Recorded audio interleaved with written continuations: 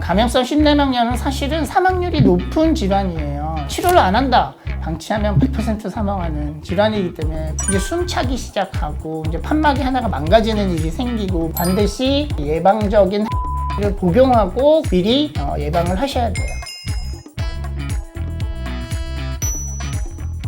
안녕하세요. 저는 연수대학교 원주의과대학 원주 세브란스 기독병원의 심장혈관 외과 과장을 맡고 있는 홍순창 교수입니다.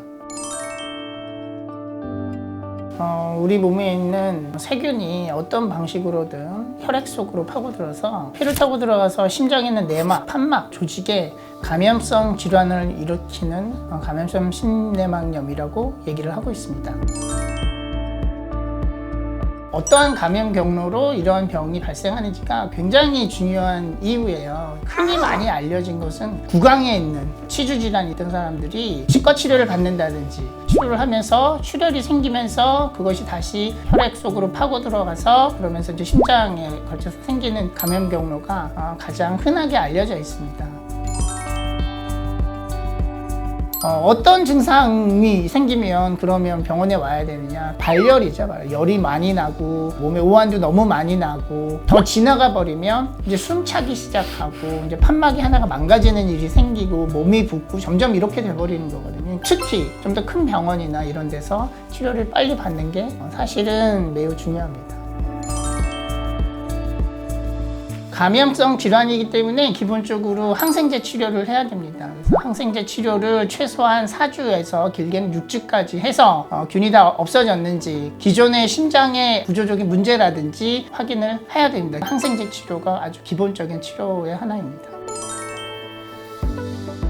항생제 치료를 하더라도 심장의 구조적인 문제를 일으키는 경우가 있어요. 심부전이 계속 진행된다든지 이렇게 판막이 다 망가지게 되니까 계속 심하게 되면 심장 자체가 견디지 못하기 때문에 심부전 상태로 넘어가게 돼요. 근데 이러면 항생제 치료를 해도 이게 좋아지지 않기 때문에 그에 맞는 판막 질환을 수술하는 수술적 치료가 필요하고 항생제 치료를 해도 균이 계속 동종되는 경우에는 그 균이 모여있는 이런 부위를 제거하는 수술을 해야 될 수도 있습니다.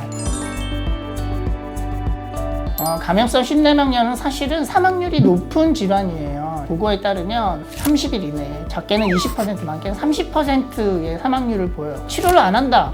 방치하면 100% 사망하는 질환이기 때문에 치료를 받아야 되는 질환입니다. 수술을 받아서 인공판막을 갖고 있다든지 아니면 심장 안에 어떤 다른 디바이스를 갖고 있다든지 이런 고위험군 환자들은 치주 질환이 생기거나 이런 것만으로도 감염성 심내막염이 생길 수 있는 위험도가 올라가기 때문에 본인이 위험 요소를 갖고 있는 사람들은 깨끗한 구강 관리를 하는 게 굉장히 중요하고 이런 사람들은 치과 치료를 할 때 반드시 그 치료하기 전에 예방적인 항생제를 복용하고 미리 예방을 하셔야 돼요.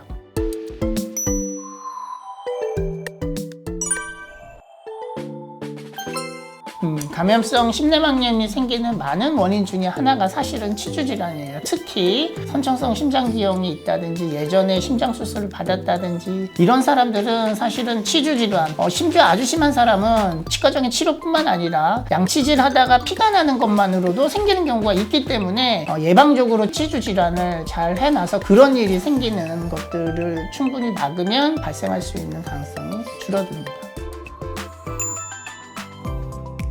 제가 보는 감염성 심내막염 환자들은 간단히 항생제로 치료해서 끝나는 사람들이 아니에요. 대부분 이제 저한테 와서 이제 수술적인 치료까지 받아야 되는 환자들인데 이런 환자들을 치료할 때 제가 느끼는 게 뭐냐면 언제 병원에 왔는지에 따라서 치료 범위가 달라지는 거예요.